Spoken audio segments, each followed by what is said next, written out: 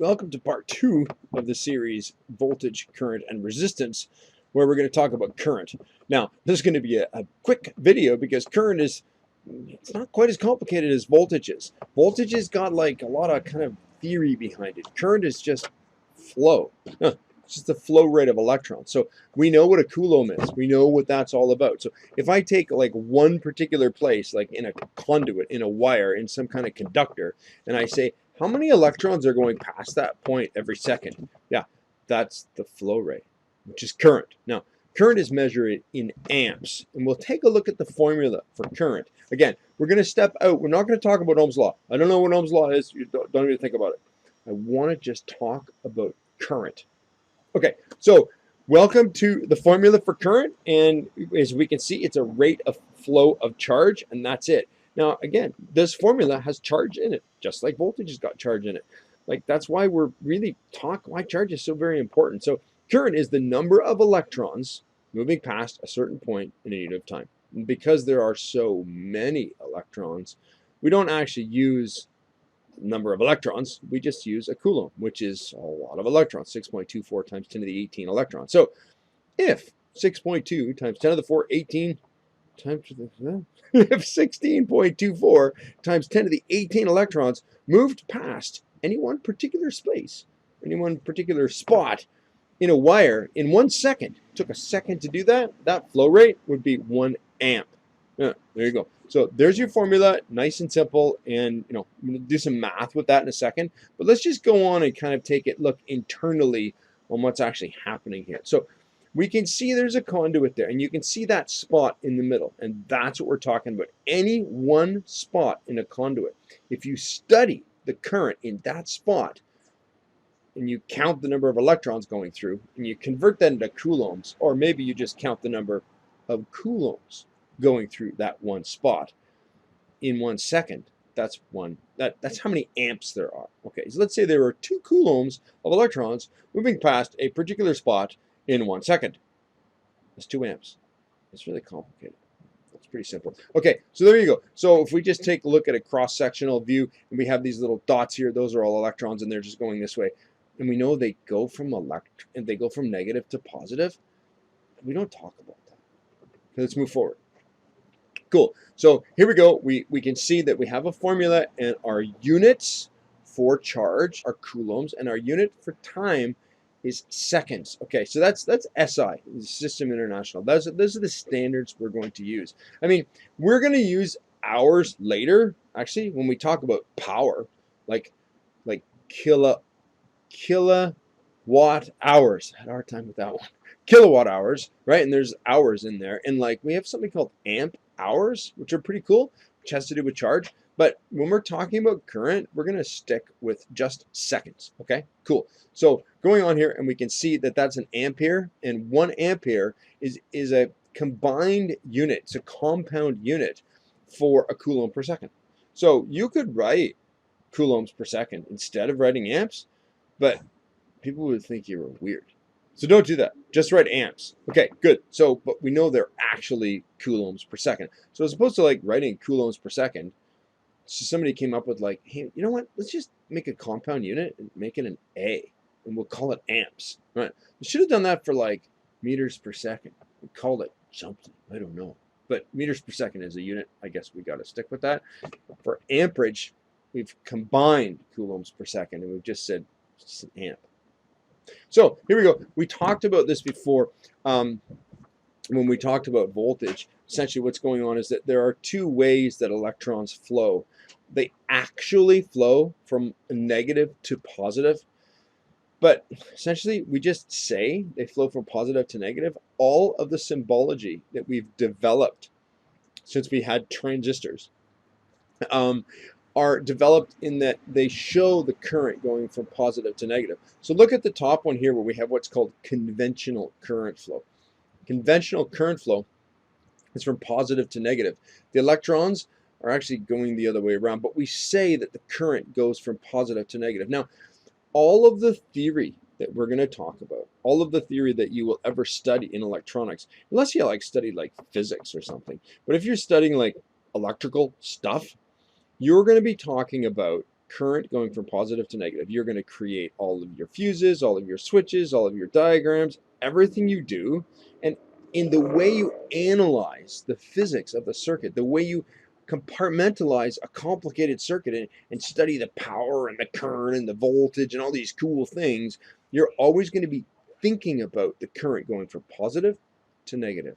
Even the way you hook up circuits, I really suggest you start from positive, go to a fuse, and then out of the fuse, into a switch, and then into a switch, into the load, and then from the load back to negative again. Wire it though you're watching the current flow from positive to negative.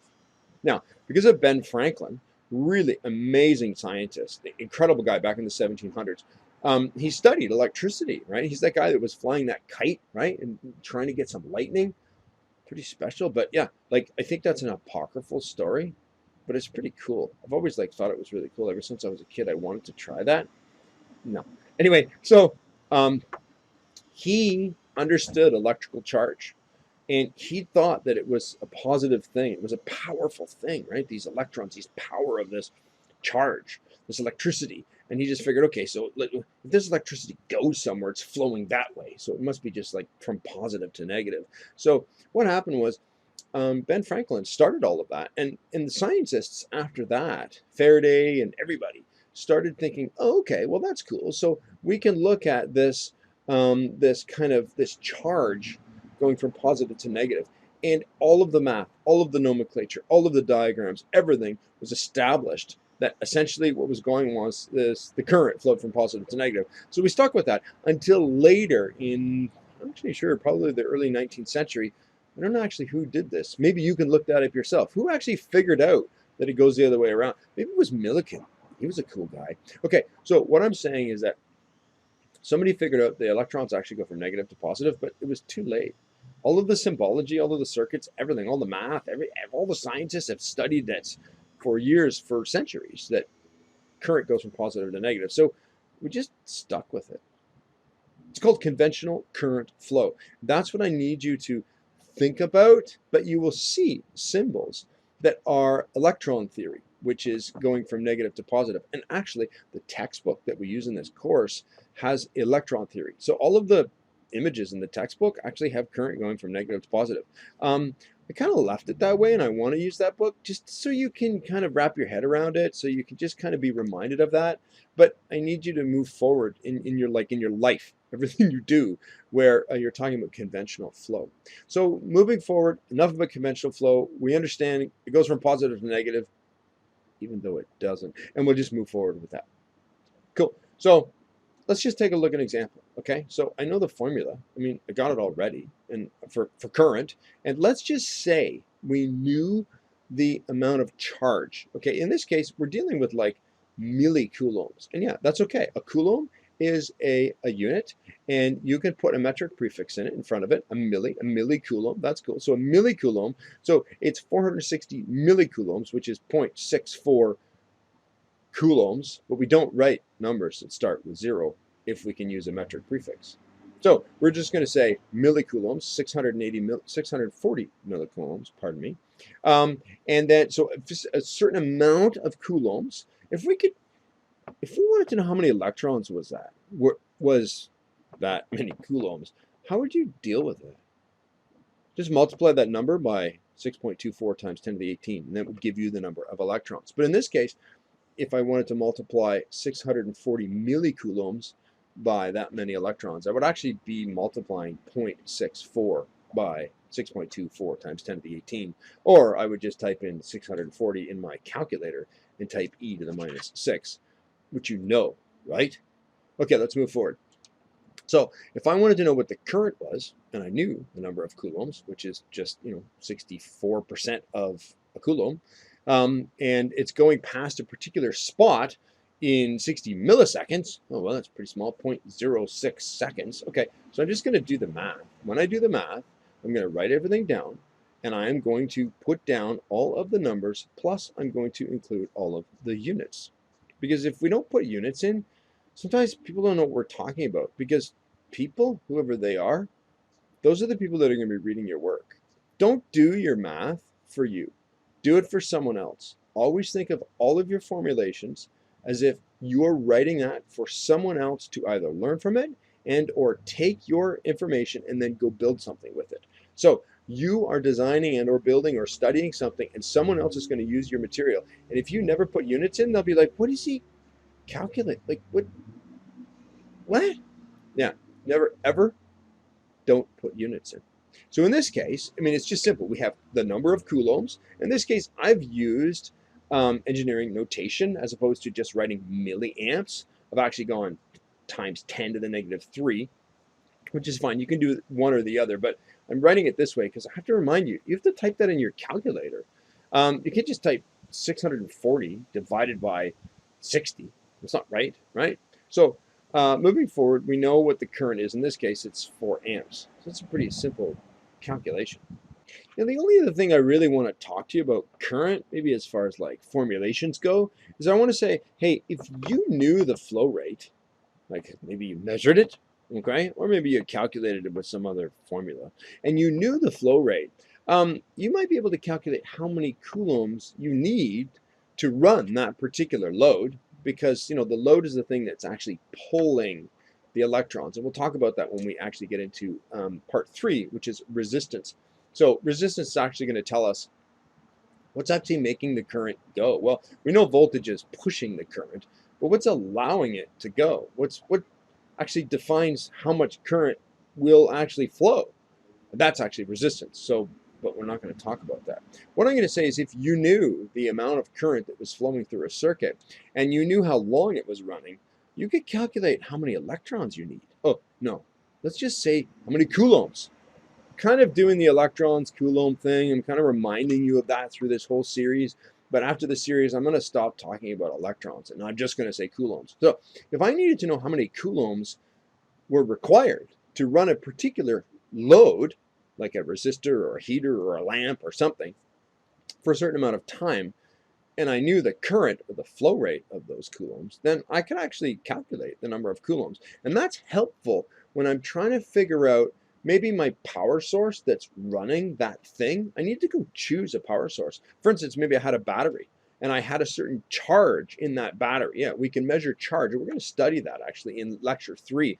We're going to study charge and power. We're going to take a look at things like batteries to say, okay, a battery has so much charge in it. Essentially, how many coulombs are in there that are available to be pushed out. We're going to say, okay, so if I wanted to run a load and I knew that load, like a motor or a light, and I knew that motor or that light was drawing a certain amount of coulombs per unit time, which was just how many amps, then I might say, well, if I wanted to run for like 5 minutes, well, I'm going to then take, 60 seconds in each minute, so 60 times 5, and then I'm going to multiply that by the current, and that's going to give me the number of coulombs that are actually required to come out of that battery to drive my thing. So if I don't have that and more number of coulombs in that battery is not going to be able to run my motor for very long, or at least not for 5 minutes.